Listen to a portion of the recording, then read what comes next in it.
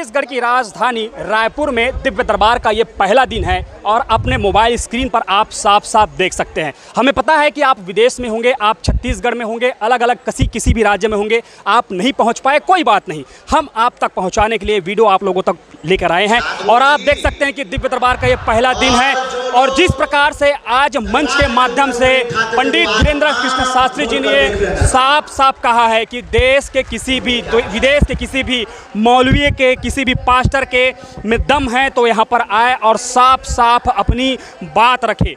जिस प्रकार से नागपुर विवाद को लेकर के बात चल रही थी, पंडित जी ने साफ कहा है कि भाई कल आज का वक्त है, हमने चैलेंज दिया था, नहीं आए, कल का भी वक्त बाकी है, आप कल आइए, कल भी हम आपका खर्चा देंगे और जो भी हमारे मन जो भी इष्ट है, जो भी बालाजी महाराज है, जो भी उनकी कृपा होगी, हम बात साफ साफ रखेंगे। सबसे पहली अर्जी लगी है दरबार के भीतर शुभम नाम के इस व्यक्ति का और जैसे ही उन्हें आया महाराज जी के सामने फूट फूट करके रोया और अपनी बात साफ साफ कहा। तो आप ये दिव्य दरबार का पहला दिन है, अनेक जो नकारात्मक शक्ति है उनकी छुट्टियां हो रही है, उनकी पिटाई हो रही है और सकारात्मक ऊर्जा का इस मंच के भीतर में संचार हो गया है। लाखों लोग इस मंच के में पहुंचे हुए हैं, लगभग 2.5 लाख से भी ज़्यादा लोग पहुंचे हुए हैं, अलग अलग राज्य से लोग पहुंचे हुए हैं और साफ साफ देख सकते हैं अपने मोबाइल स्क्रीन पर कि कैसे लोग एक विश्वास लेकर के, एक आस्था लेकर के पहुंचे हुए हैं हनुमान जी के पास अपनी अर्जी लगाने के लिए। पंडित जी ने साफ कहा है कि कोई हम चमत्कार नहीं करते, कोई महिमा नहीं करते, जो भी प्रकार का जो भी महिमा है सिर्फ हनुमान जी महाराज है। बिल्कुल मोबाइल के अपने नज़दीक से देखिए, पंडित धीरेन्द्र शास्त्री जी का चमत्कार नहीं है बल्कि ये उनकी आस्था है, ये उनकी विश्वास है। ये जो अर्जी लगी है सुनीता नाम की व्यक्ति की लगी है और जिस प्रकार से लगातार लोग ये सवाल खड़ा कर रहे थे कि पंडित धीरेन्द्र कृष्ण शास्त्री चमत्कार करते हैं, इसका जवाब देते हुए मंच के माध्यम से आज साफ कहा है कि भाई हम कोई चमत्कार नहीं करते, हनुमान जी के ऊपर में विश्वास है, हनुमान जी के ऊपर में आस्था है और इस वजह से लाखों लोग इस मंच के ऊपर पहुंचे हुए हैं। कुछ लोग यहां पर पहुंचे हुए हैं, उनसे जानने का प्रयास करेंगे कि वो कहां से आए हैं, हनुमान जी पर कितनी आस्था रखते हैं। कहां से आए भाई साहब? मैं पुलिस लाइन पेंशनवाड़ा रायपुर से आया हूं। अच्छा, हाँ। ये बताइए, पंडित जी ने साफ साफ कहा है कि कोई चमत्कार नहीं होता, आपके मन में अगर भगवान के प्रति विश्वास है, आस्था है तो इस दरबार में आइए। साफ साफ नागपुर को चुनौती दी थी, क्या कुछ कहेंगे? बिल्कुल, जो बजरंगबली पर विश्वास करते हैं, उनकी मन भक्ति और शक्ति से पूजा करते हैं, भगवान उनकी मनोकामना पूर्ण करते हैं और मैं बाबा जी का शुक्रगुजार करता हूं कि वो यहाँ पर असीम कृपा लाए हैं और रायपुर वासियों को समस्या को दूर कर रहे हैं। तो ये बहुत सारे लोग हैं, जो लाखों लोग हैं यहाँ पर पहुँचे हुए हैं। आप देख सकते हैं ये वीवीआईपी लोग हैं और आम जन भी है, आम श्रद्धालु भी हैं, लाखों के संख्या में पहुँचे हुए हैं। और जिस प्रकार से महाराज जी ने आज साफ कहा कि चादर चढ़ाना एक अंधविश्वास नहीं है, लेकिन हाथ में केले हुए बांधना, माँ बाप को पूजा करना एक अंधविश्वास हो जाता है। सारे सवालों के जवाब पंडित जी ने साफ साफ दिया है और मुझे नहीं लगता कि इस जवाब के बाद देश के किसी भी विदेश के कोई भी व्यक्ति पंडित जी के ऊपर में प्रश्न खड़ा कर सकते हैं। और साफ साफ आप देख सकते हैं कि लाखों लोग हनुमान जी की शक्ति का यहाँ पर साफ साफ देख रहे हैं। अर्जी भी लगी हुई है। मैं अपने कैमरामैन से कहूँगा कि देखिए, पंडित धीरेन्द्र शास्त्री जी लोगों की समस्या को हरने के उपाय बता रहे हैं। वो ये नहीं कहते कि चमत्कार कर रहे हैं, बल्कि वो ये कह रहे हैं कि वो एक उपाय बताते हैं, उनके बालाजी सरकार पर एक आस्था लगे हुए है। तो ये वीडियो है जो आप लोगों तक पहुंचा रहे हैं, आप भी आप अपने दर्शकों तक पहुंचाइए और अपने परिवार तक पहुंचाइए और हमारे चैनल को सब्सक्राइब कीजिए। बहुत बहुत धन्यवाद।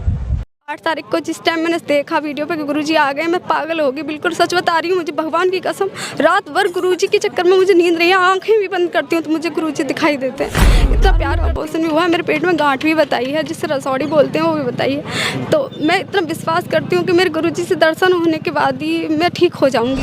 कम से कम मेरे पति थोड़े से नशा में भी पड़ते जा रहे हैं, पता नहीं क्या हो गया उनको। इतने अच्छे इंसान हैं कि सच में भगवान के समान है। वो समझाती हूँ उनको तो कहते हैं मैं इतना पागल हो जाऊँगा, राधा अगर सहारा नहीं लूँगा। मेरा नाम राधा, मैं बुलंदशहर से आई हूँ। मेरे पति हैं, मैं बहुत ही गरीब परिवार से, मेरे पति इकलौते हैं अपने माँ बाप के, वही कमाने वाले हैं, सब कुछ वही हैं। अब ये समझ लो जितना कमाते हैं दूसरे दिन उतने से ज़्यादा खर्चा हो जाता है मेरे घर में। मैं इतनी बीमार हूँ। कल परसों मेरा अबॉर्शन भी हुआ है, बस कुछ भी नहीं था, एक भी दिन मुझे कुछ चढ़ा हुआ नहीं था, कुछ नहीं था।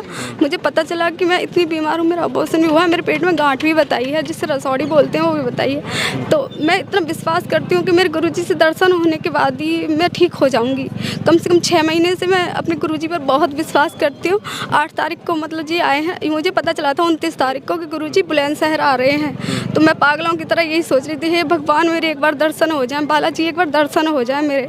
8 तारीख को जिस टाइम मैंने देखा वीडियो पे कि गुरुजी आ गए, मैं पागल हो गई, बिल्कुल सच बता रही हूँ। मुझे भगवान की कसम रात भर गुरुजी के चक्कर में मुझे नींद नहीं है, आंखें भी बंद करती हूँ तो मुझे गुरुजी दिखाई देते हैं। इतना प्यार करती हूँ मैं गुरुजी से, सच में अपने दिल से। मैं मानती हूँ कि अगर मैं मेरे उनसे दर्शन भी हो जाएंगे तो मैं ठीक हो जाऊँगी, मेरा पूरा परिवार ठीक हो जाएगा।